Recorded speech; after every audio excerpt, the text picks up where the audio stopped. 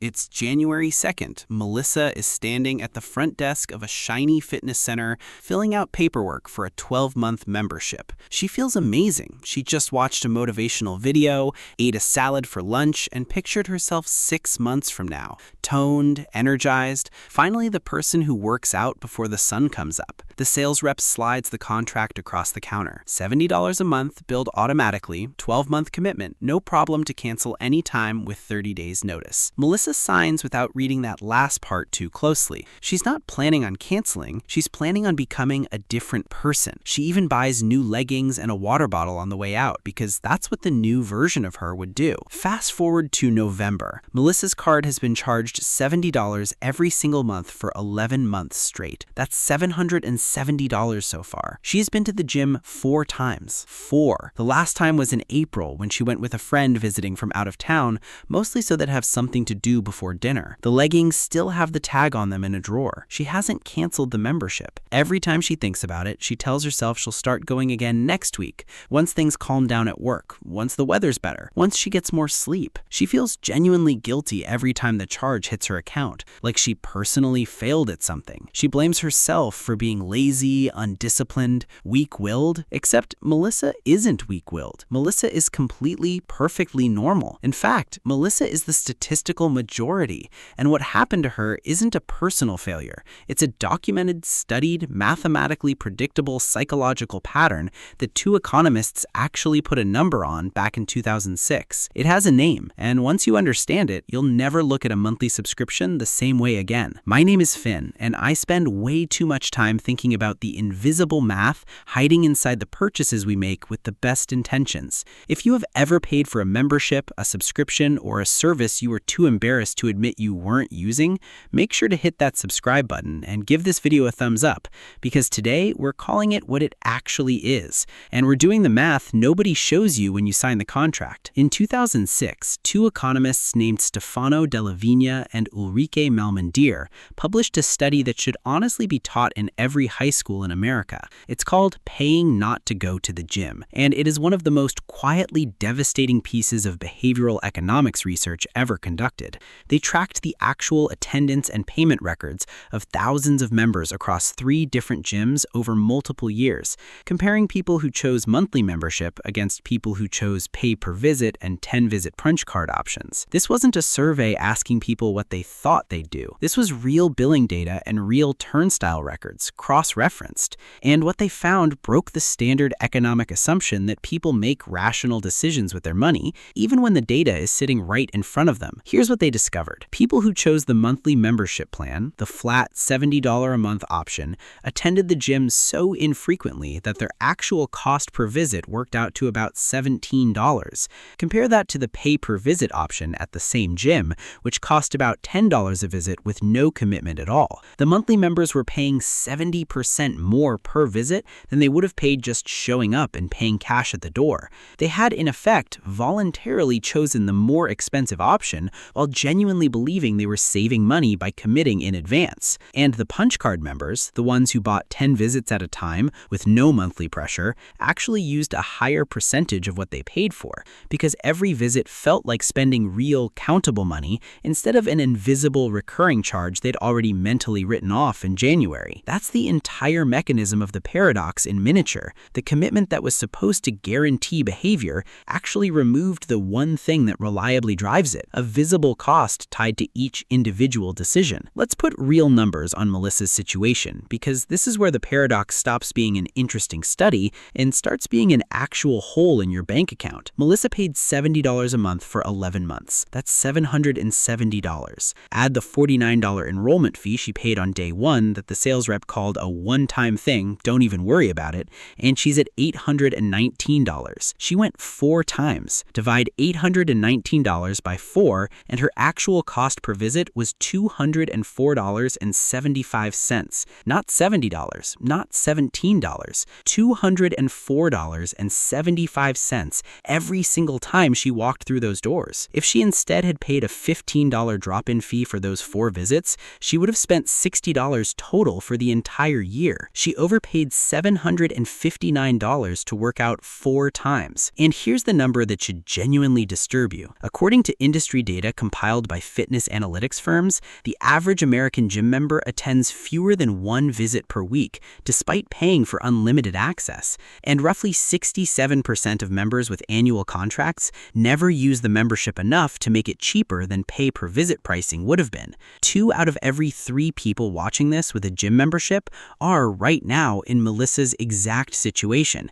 and most of them have never once done this math because the charge is so small each month to avoid ever forcing the question. But here's where it gets really interesting, because the gym membership paradox isn't actually about gyms. It's about every single flat rate commitment you've ever made hoping it would change your behavior. The streaming service you subscribe to for one specific show and never canceled. The meal kit subscription that's still delivering ingredients to your doorstep for recipes you stopped making back in March. The software license at work that auto-renewed for a tool 3 people on your team have opened exactly once.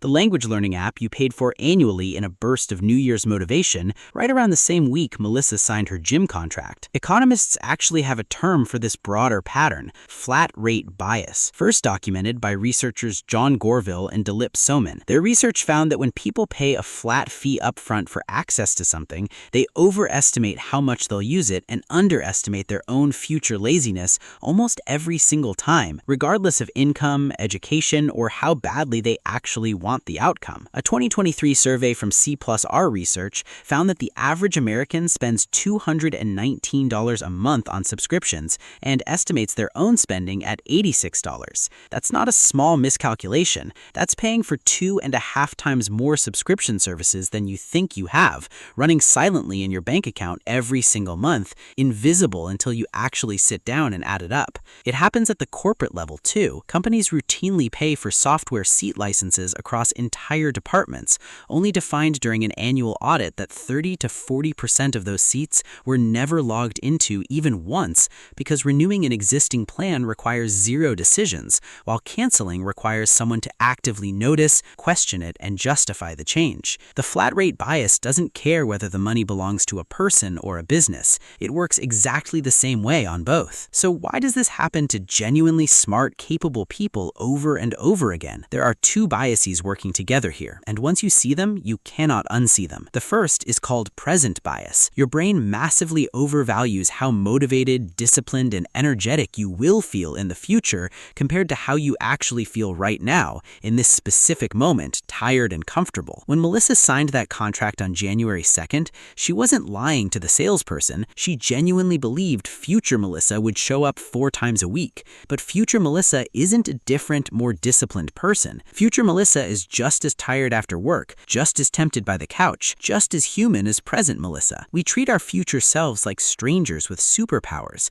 capable of things we ourselves have never once managed to sustain. The second bias is optimism bias. Our tendency to believe negative outcomes, missing workouts, forgetting to cancel, letting a habit slide, are things that happen to other people, not us. Combine present bias and optimism bias, and you get a psychological cocktail that convinces perfectly rational people to sign a contract based on a version of themselves that was never actually going to show up. And then there's a third force that keeps the whole thing running long after the motivation fades: the shame loop. Canceling the membership feels like admitting defeat. It feels like giving up on the goal, on the identity of someone who works out, on the future self you paid in advance to become. So instead of canceling, you let the charge keep hitting your account every month because the $70 charge is quietly less painful than the identity cost of quitting. You're not paying for the gym anymore. You're paying to avoid admitting something to yourself, one automatic withdrawal at a time. This is closely related but distinct from the sunk cost fallacy, the tendency to keep investing in something simply because you've already invested in it. With Melissa, the sunk cost isn't a single purchase she's trying to justify. It's a recurring one, reloading every single month salolisi, which means she's recommitting to the sunk cost fallacy on autopilot 12 separate times a year without ever consciously deciding to. Here's the mindset shift that breaks the entire cycle. Stop trying to buy motivation in advance. Motivation is not a product you can purchase with a 12-month contract, no matter how good the sales pitch sounds in January. The people who actually maintain consistent gym habits long-term aren't the ones who signed the most committed contract. Research on habit formation consistently shows the opposite. People with lower commitment, pay-as-you-go arrangements often show more consistent long-term attendance because every single visit is a fresh decision they're making with their actual present-tense selves, not a debt they're trying to justify to their past selves. When there's no sunk cost whispering, "You already paid for this," the decision to show up becomes honest. So here's your 3-step framework to get out of the gym membership paradox. And this applies to every flat-rate subscription in your life,